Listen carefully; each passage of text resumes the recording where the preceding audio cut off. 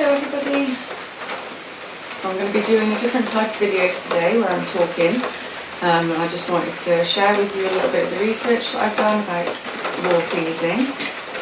So I just wanted to share with you a few of the top things that I sort of discovered while researching or learnt from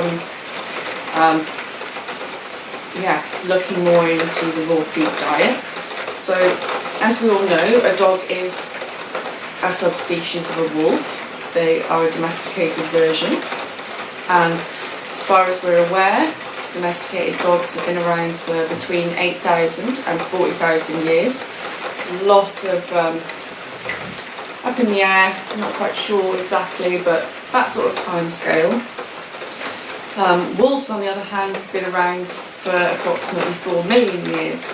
So Canis lupus has been around for 4 million years, Canis lupus familiar between 8 and 40,000 of domesticated years by us. There is absolutely no difference physiologically between a dog and say like a Chihuahua and a wolf. There is no difference physiologically inside. They're exactly the same. They have the same digestive system. They still have powerful jaws that have a Swiss army knife of teeth inside them, designed for catching, killing and tearing apart prey. Another interesting thing is dogs only have 4 types of teeth, and absolutely none of them are for grinding. Their all purposes are to tear and to rip muscle meat, and also to crunch and crush bone. That's another tooth that they have, but absolutely none of them are designed for grinding. Their mouth, in fact, doesn't move from side to side at all. It's not possible. It's an up and down motion, which is a carnivorous trait. So another interesting thing is humans. We start the digestive process in our mouths, and we have enzymes in our saliva, and we chew, and we start the digestive process in our mouth before we swallow, and it heads to our stomach. So our food is already processing and digesting as it's going down. A dog has absolutely no enzymes in its saliva. Its key purpose is to get the food to the stomach as quickly as possible. A dog's stomach produces hundreds of different enzymes, all designed for different purposes. It also produces enzymes in the stomach wall itself, as well as its pancreas. A dog's stomach acid is actually between pH levels 1 and 2. So it's incredibly acidic, it's incredibly powerful, capable of digesting bone, rotten meat, basically anything. It's very, very well designed to eat in a raw diet, a raw bone diet. The dog's stomach is very sensitive to pH levels. So when a dog's pH levels rise, its stomach won't work properly. It doesn't produce the enzymes that it needs. It doesn't produce the right digestive systems, if you like. So a dog will have some stomach issues if its pH level has risen. One of the main reasons for a pH level rising is actually carbs, carbohydrates, grains, cereals. Okay, so regarding the grain problem, dogs can digest and process small amounts of grain and carbohydrate matter. Small amounts, because if you imagine they were eating prey animals that would have had these carbohydrates in their diet. So when eating their prey, they wouldn't have left anything behind. They would have ate the stomach contents, the bones, the hair, everything. So they would have in turn eaten a small amount of grain matter. Now the problem with dogs having too much grain is, like I mentioned earlier, grain affects the pH level of a dog's stomach acid, and that in turn weakens the stomach acid overall. It elevates its levels, and that affects the other enzymes from doing their jobs and producing more of these enzymes.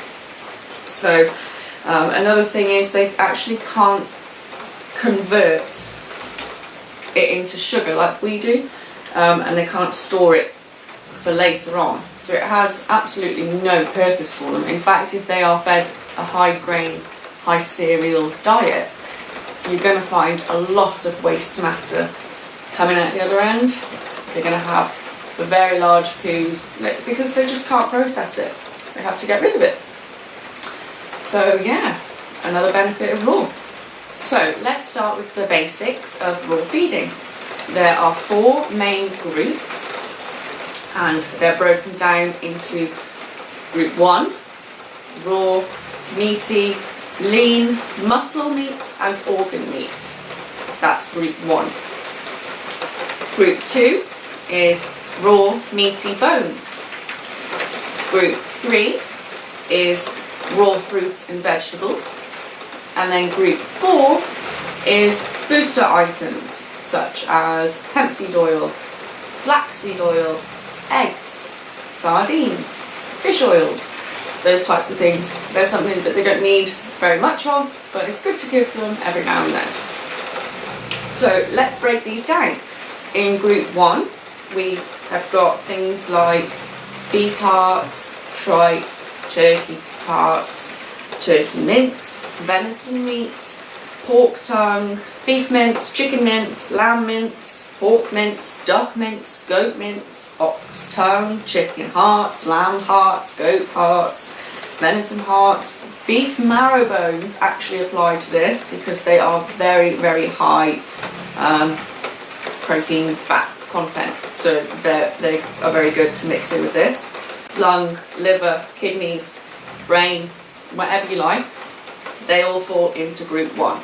Group 2, we have things, raw meaty bones, so things like pork ribs, pork trotters, chicken necks, turkey necks, duck necks, venison ribs, venison neck, lamb ribs, lamb neck, lamb tracheas, beef trachea, got like chicken wings, chicken carcasses, all sorts of things like that fall into that category. A little note about carcasses and chicken wings. So you can actually replace both the meat and the bone in your dog's diet for up to 3 days if you've got very good quality chicken wings and carcasses that are meaty and have got quite a bit of substance to them. Perfectly fine for your dog to have purely carcasses and wings for up to 3 days a week. Another note with carcasses, one thing you might like to do is to remove the skin on a few of these items. I'll give you a list now. They can be quite fatty and it's not necessary for the dog. So that's on the chicken carcasses, chicken wings, turkey carcasses and wings in particular, very fatty. Duck carcasses and duck wings, very fatty too. Goose carcasses. If you're going to be giving them a whole pheasant or a whole rabbit, make sure they are skinned first. They don't need all that extra stuff.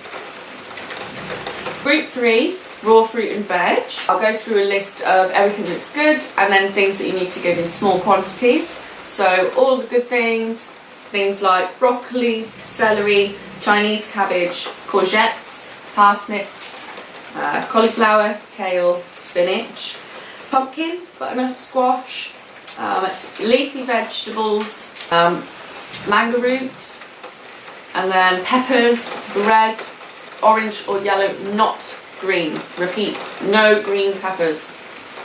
For fruit, things like blueberries, blackberries, raspberries, strawberries, red watermelon, and then things to go easy on because they have a high sugar content.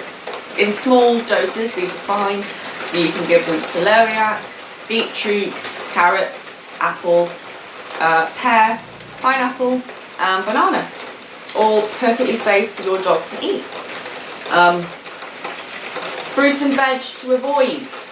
You must not give to your dog peas, potatoes, sweet potatoes, onions, garlic, leeks, avocados, grapes and any dried fruit like raisins and prunes and things like that. No, just leave them alone. And then group 4, booster items. I mentioned a few of them before. So we've got things like eggs, sardines, herrings, hemp seed oil, flaxseed oil, chia seeds are a good one, and also live yogurt. The probiotics, great for them.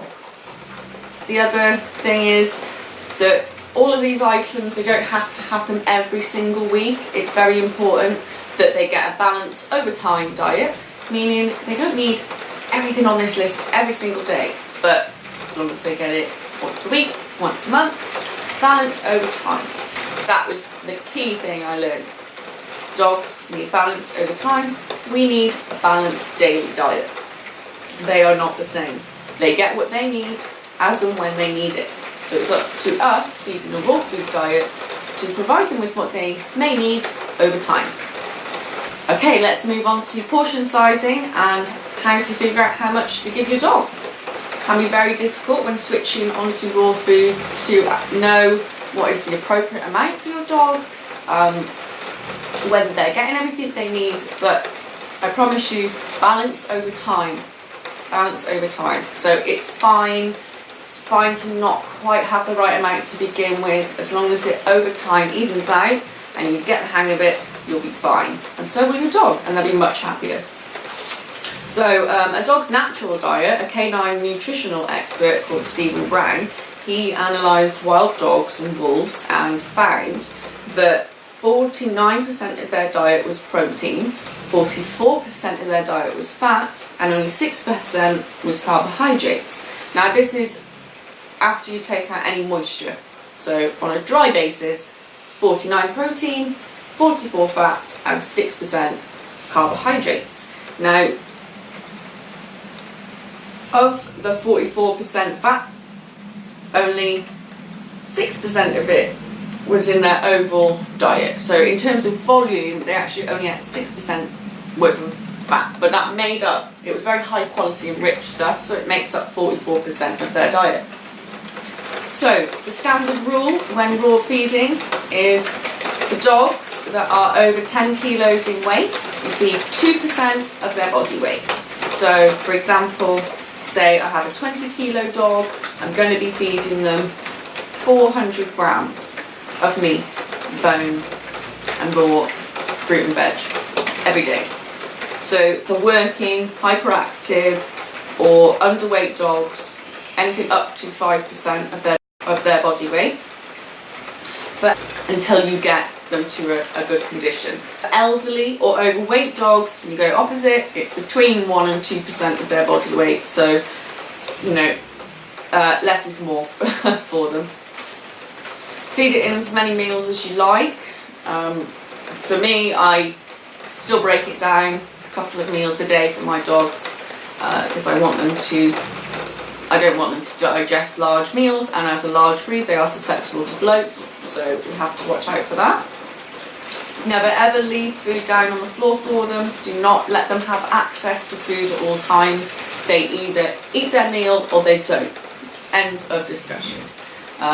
Having food available on the floor all the time, it causes problems. It makes the dog a little bit picky towards the food, and also when it comes to raw food, you definitely do not want some horrible mince on the floor all day if he's ignoring that bowl. You do not want that.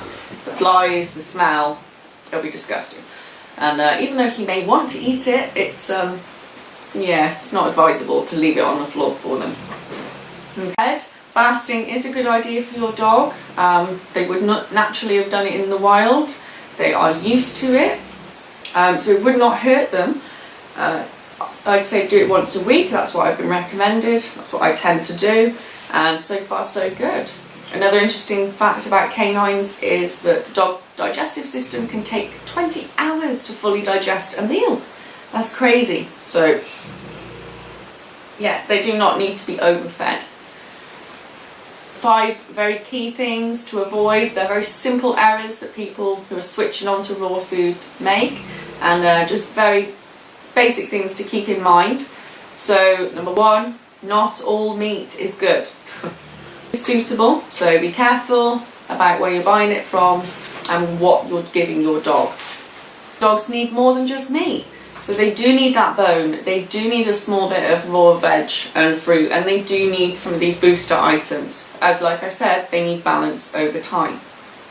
Proper storage and handling you are handling raw food here, raw meat. You need to be very careful for your own hygiene and your family members that they're in correct storage, they're kept separate from your food and your family's food, and that they have their own designated boxes and cleaning supplies and everything else. And yeah, make sure you wash your hands very carefully afterwards. Yeah, basic things, guys, but very important to remember.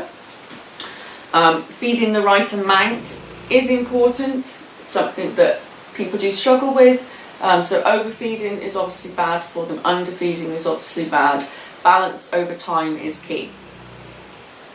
So always be assessing your dog's condition. If they are losing weight or gaining weight dramatically, if their coat isn't looking that good, if they're lethargic, any of these things, if their stools are not looking good, anything like that, you need to be assessing all the time and monitoring with your dog, just like you would normally.